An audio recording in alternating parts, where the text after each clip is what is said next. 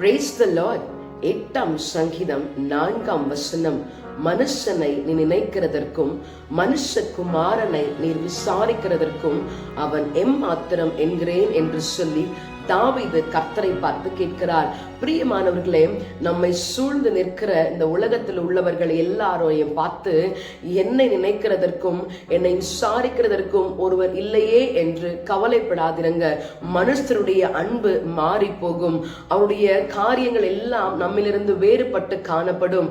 பிரியமானவர்களே, நம்மை உண்மையாய் விரும்புவதற்கும் உண்மையாய் விசாரிக்கிறதற்கும் நம்மை நினைத்து ஆசீர்வதிக்கிறதற்கும் ஒருவர் உண்டு என்று சொன்னால் அவர்தான் நீங்களும் நானும் ஆராதிக்கிறவராயிருக்கிற நம்முடைய ஆண்டவராகிய இயேசு கிறிஸ்து. அவர் மாத்திரமே நம்மை நினைக்கிறவர், அவர் மாத்திரமே நம்மை விசாரிக்கிறவர். எதை குறித்தும் கவலைப்படாதிருங்க. அவர் நம்மை விசாரிக்கிறவரானபடினாலே நம்முடைய கவலைகளை எல்லாவற்றையும் அவர் மேல வைத்து விட்டவர்களாக நம்மை அவர் நினைத்திருக்கிறபடினாலே அவர் நம்மை ஆசீர்வதிக்கிறவராயிருக்கிறாரே. அவருக்கு நம்மை விட்டு கொடுப்போம், ஆசீர்வாதத்தையும் சமாதானத்தையும் பெற்றுக்கொள்வோம். Praise the Lord. நான் எம்மாத்திரம் ஒரு பொருட்டாய் எண்ணுவதற்கு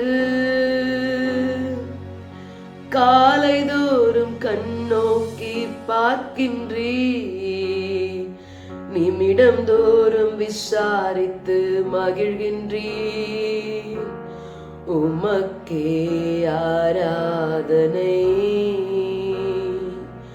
உயிருள்ள நாளெல்லாம்.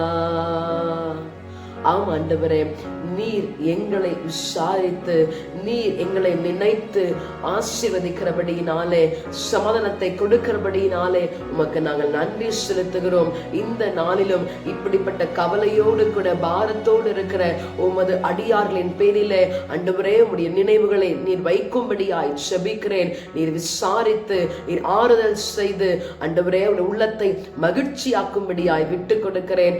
ஆசீர்வதியும். இயேசுவின் நாமத்தில் ஜெபிக்கிறேன் பிதாவே. ஆமென். God bless you. Have a blessed day.